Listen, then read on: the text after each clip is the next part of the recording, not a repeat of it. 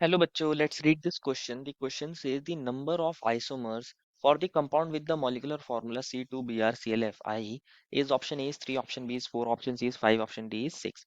बच्चों इस क्वेश्चन में हमसे पूछा है कि हमारे पास एक फॉर्मूला दिया है और उसके अंदर हमें बताना है कि कितने हमारे पास आइसोमर्स यहाँ पर हो सकते हैं। तो फर्स्ट ऑफ ऑल बात करते हैं इस क्वेश्चन में हमारे पास हमारे की कंसेप्ट के बारे में। अगर हम बात करें हमारे पास की कंसेप्ट के बारे में तो की कंसेप्ट क्या होगा हमारे पास नंबर ऑफ आइसोमर्स। बच्चों आइसोमर्स कौन होते हैं? वो स्पीसीज होती हैं जिनका मॉलिक्यूलर फॉर्मूला सेम होता है लेकिन डिफरेंट प्रॉपर्टीज होती हैं। अब ये जो डिफरेंट प्रॉपर्टीज हो सकती हैं ये हमारे पास दो वजह से हो सकती हैं, या तो डिफरेंट स्ट्रक्चर हो सकता है, डिफरेंट स्पेशल अरेंजमेंट हो सकता है हमारे पास एटम्स का। तो अगर हमें इसको निकालना हो आइसोमर्स का तो हमारे पास फर्स्ट मेथड क्या रहता है, हम फर्स्ट ऑफ ऑल क्या चेक करते हैं, उसके अंदर डिग्री ऑफ अनसैचुरेशन को चेक करते हैं।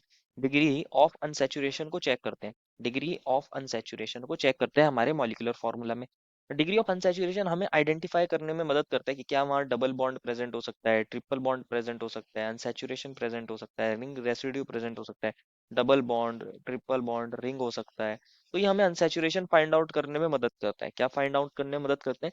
डिग्री ऑफ अनसैचुरेशन हमें अनसैचुरेशन हमारे कंपाउंड के अंदर फाइंड आउट करने में मदद करता है, जिसकी हेल्प से हमें आइसोमर्स को बनाना ईजी हो जाता है, आइसोमर्स के स्ट्रक्चर को ड्रॉ करना ईजी हो जाता है। और इसका फॉर्मूला क्या होता है डिग्री ऑफ अनसैचुरेशन की अगर हम बात करें, डिग्री ऑफ अनसैचुरेशन की अगर हम बात करें तो इसका फॉर्मूला होता है बच्चों हमारे पास C+1 minus x/2 minus h/2 plus n/2।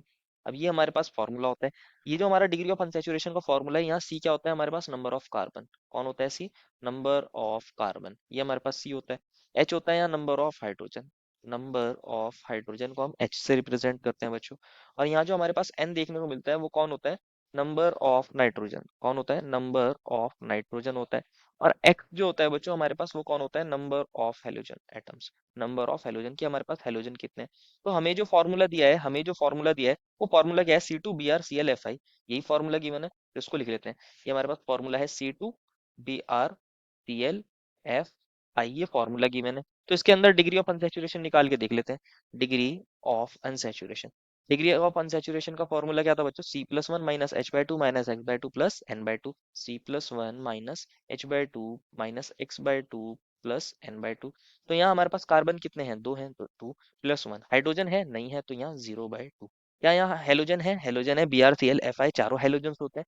तो ये आ जाएगा 4/2। और नाइट्रोजन नहीं है तो प्लस 0/2। तो हमारे पास कितना बन जाएगा? 2+1 3 माइनस 4/2 दैट इज 2, -2। तो ये हमारे पास आ जाएगा 1। 1 डिग्री ऑफ अनसैचुरेशन का मतलब क्या हो सकता है? तो वहाँ रिंग हो सकती है या फिर वहाँ डबल बॉन्ड हो सकता है। तो हमारे पास इसको हम कंसिडर करते हैं, यहाँ हमारे पास डबल बॉन्ड होगा, दो कार्बन की रिंग तो हो नहीं सकती। तो ये हमारे पास किसके इक्विवेलेंट है? दैट मीन्स यहाँ वन डबल बॉन्ड है। क्या है बच्चों? वन डबल बॉन्ड होगा। वन डबल बॉन्ड होगा। अगर वन डबल बॉन्ड होगा तो हमारे पास क्या क्या पॉसिबिलिटीज है? हम क्या कर सकते हैं, ये हमारा सी डबल बॉन्ड सी, हमने इस कार्बन को नंबर 1 नाम दे दिया, इस कार्बन को नंबर 2 नाम दे दिया है। ये कार्बन 1 है, एक कार्बन 2 है।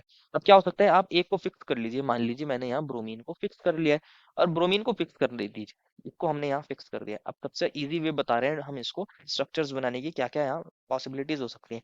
अब हमारे पास ClFi बचा है तो हमने क्या किया है, कार्बन 2 पर यहाँ Cl को ले लिया है और कार्बन 1 पर F और I को दिखा दिया है। F और I, एक तो ये हो सकता है स्ट्रक्चर।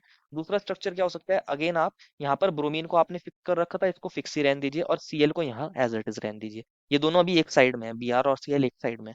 अब हम क्या कर सकते हैं, फ्लोरीन को यहाँ ना दिखा के और आयोडीन को यहाँ ना दिखा के, आयोडीन को ऊपर दिखा सकते हैं, फ्लोरीन को नीचे दिखा सकते हैं। अगर आप देखोगे बच्चों, क्या देखोगे, यहाँ हमारे पास Br और ये जो Cl थे एक साइड में थे और Br और I अपोजिट है और Br और F सेम साइड में है। इस स्ट्रक्चर में BrCl को तो हमने फिक्स रखा है, लेकिन Br और F ये अब अपोजिट हो गया और Bri सेम साइड में हो गया, तो ये दूसरा स्ट्रक्चर बन गया। दूसरा बन गया। थर्ड पॉसिबिलिटी क्या हो सकती है, आपने C डबल बॉन्ड C रखा है, आपने अभी Br को तो फिक्स ही रखना है, Br को तो फिक्स ही रखना है। आपने यहाँ हमारे पास Cl लिया था, अब आप किसको ले लीजिए, दूसरे एटम को ले लीजिए। मान लीजिए हमने फ्लोरीन को ले लिया, तो अब हमारे पास बाकी दो एटम कौन बचे? Cl और I। तो आप Cl को यहाँ दिखा दीजिए, Cl और I को यहाँ दिखा दीजिए। और हमारे पास दूसरा स्ट्रक्चर क्या बन सकता है, यहाँ Br है और यहाँ हम ले रहे थे फ्लोरीन। तो अब आप क्या कीजिए, I को ऊपर दिखा दीजिए, Cl को नीचे दिखा दीजिए। I को ऊपर दिखा दीजिए, Cl को नीचे दिखा दीजिए। तो ये हमारे पास चार स्ट्रक्चर्स बन गए।